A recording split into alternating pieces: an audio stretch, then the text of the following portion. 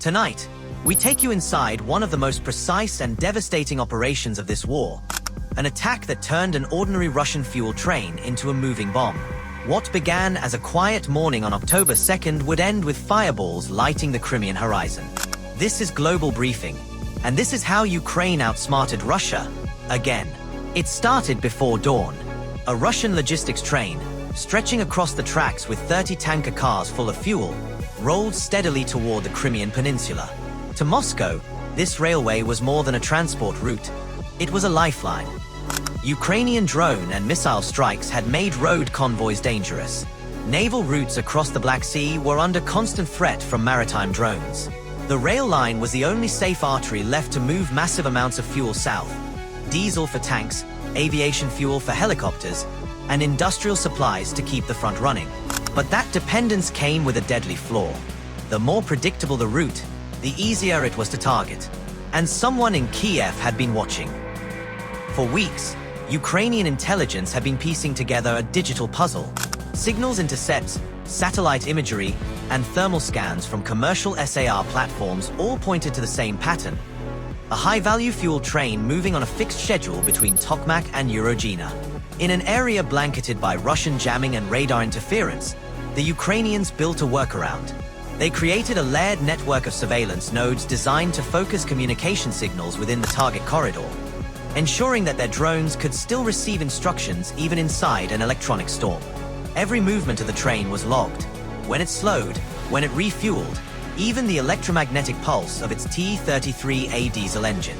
By cross-referencing intercepted locomotive telemetry with optical satellite imagery, they formed a complete picture of its rhythm and plotted the perfect ambush point. 3 operational teams were assigned, one for targeting, one for strike control, and one for signal backup and post-strike sabotage. Their weapon of choice was the Malak 52, a small, unassuming kamikaze drone designed for surgical precision. It weighed barely 5 kilograms, built from polymer composites, and carried a low-density explosive charge. But this was no ordinary warhead. Instead of blowing up on impact, it was designed to pierce metal, to punch through the tanker walls and ignite what was inside. Once that chain reaction began, the train's own cargo would become the bomb. Each Malak 52 had a 210-kilometer range, dual GPS and GLONASS guidance, and encrypted communication links hardened with AES-128. They were cheap, resilient, and deadly efficient. The idea was simple: use a small drone to unleash a massive inferno. At precisely 9:46 a.m. on October 2nd, the target appeared on thermal imagery. 2 trains were scheduled that morning, one civilian cargo train that had already passed before dawn, and the second, the high-value fuel convoy. Its manifest listed roughly 150 tons of fuel, aviation gas in the first 6 cars, diesel in the next 12, and industrial fuel in the remaining 12. As it approached a narrow section of tracks surrounded by hills and old concrete embankments, terrain chosen because it would trap the heat and delay Russian rescue teams, the operation began. The first Malak 52 dove from low altitude and struck the 14th tanker car, puncturing the diesel tank. A flash, then a rolling fireball. Within seconds, vapor ignited across the wagon's surface. 7 seconds later, the neighboring car, loaded with aviation fuel, exploded violently, sending a shockwave that split open the sky. The chain reaction had begun. The second wave came fast. 2 more drones hit the 16th and 17th cars, deepening the inferno. Flames tore through the middle of the convoy, and the heat rose past 600 degrees Celsius. Steel warped. Bolts melted. The front half of the train derailed, grinding to a halt. The back half, still attached but engulfed in fire, continued to burn like a torch in motion. Then came the final blow. A drone slammed into the 4th wagon, near the locomotive. The explosion was so powerful it lifted the engine's front wheels clean off the tracks. From first strike to last, the entire attack lasted 6 minutes and 48 seconds, 7 drones, 7 precise hits. When it was over, the railway was a river of fire. 312 meters of track destroyed, concrete supports cracked, steel rails twisted beyond repair. The footage that followed flooded social media. Bright orange flames reaching 27 meters high, black smoke pillars rising into the clouds, and the unmistakable silhouette of a Russian logistics catastrophe.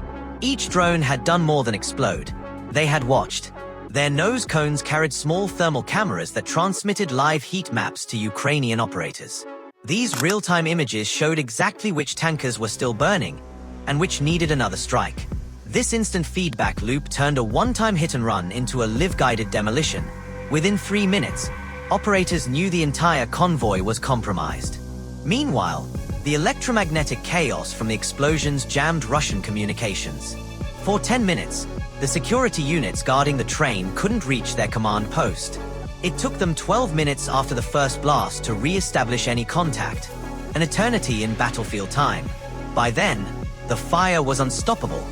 Firefighting units from Tokmak raced to the scene, but the heat was so extreme they couldn't get within a kilometer. Their equipment began melting before reaching the flames. Only specialized military fire control vehicles could intervene, and even they arrived nearly an hour after the first explosion. By that time, the aviation and diesel wagons had been completely consumed. For nearly 3 hours, the blaze raged.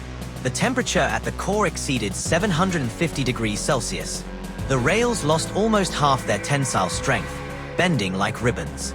The concrete foundations cracked under thermal stress. In total, 400 meters of track were rendered unusable and had to be rebuilt from scratch. Critical signal cables melted, communications infrastructure was lost, and the line remained closed for 6 days. The immediate logistics impact was severe. That single train had carried enough fuel to keep a Russian mechanized division operating for 3 to 5 days. Its destruction didn't just eliminate 150 tons of liquid fuel, it froze the entire supply chain to Crimea. Road convoys could only deliver 17% of the daily fuel needs. Sea routes were already neutralized. The peninsula's military logistics went into crisis mode overnight. The loss of 6 wagons of jet fuel alone grounded more than 100 planned helicopter sorties. Armored resupply convoys stalled. Artillery movement slowed. Within hours, Russia's southern front began to feel the shortage. In purely financial terms, the operation was almost laughably unbalanced. 7 drones, $266,000 total cost. Destroyed fuel, $2.5 million in value. Operational damage, impossible to quantify. For every dollar Ukraine spent, Russia lost more than 10 in direct and indirect impact. Within 12 hours, Moscow's Emergency Council convened, first suspecting sabotage before satellite images confirmed what it feared, a precision drone strike. This wasn't just a tactical win, it was psychological warfare. Crimea's rear logistics zone, once thought untouchable, was suddenly exposed. For Russian commanders, the message was clear: nowhere is safe. A $30,000 drone can turn a secure supply line into a flaming graveyard. The symbolic power of the strike was amplified by its efficiency. No missiles, no aircraft, no human losses on the Ukrainian side. Just intelligence, timing, and 7 silent machines.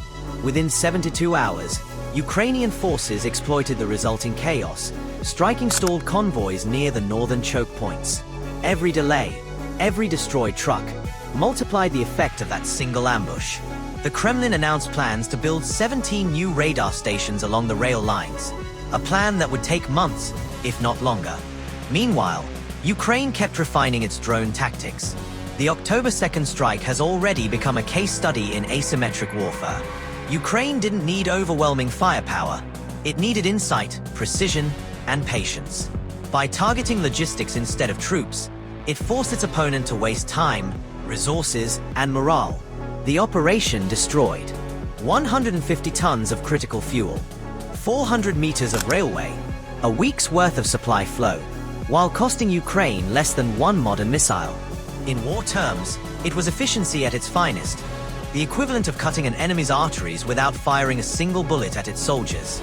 More importantly, it showed that intelligence, not brute force, wins modern wars. It's a battle of data, not just firepower. Satellite footage later confirmed what Ukrainian analysts already knew. The bottleneck created by the destroyed railway caused ripple effects all the way to the Kherson front. Supply trains had to reroute hundreds of kilometers, burning extra fuel and time. In Crimea, shortages became visible. Units reported fuel rationing within 48 hours. Drone reconnaissance spotted idle tanks and grounded aircraft. The once steady rhythm of Russian logistics was now broken. The lesson was simple: destroy the lifeline, and the body follows.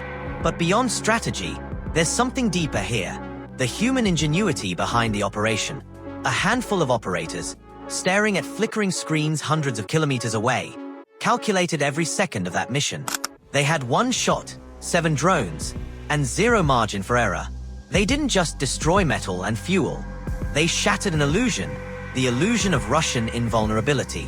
In that moment, Ukraine showed that technology, used with intelligence, can rewrite the balance of power.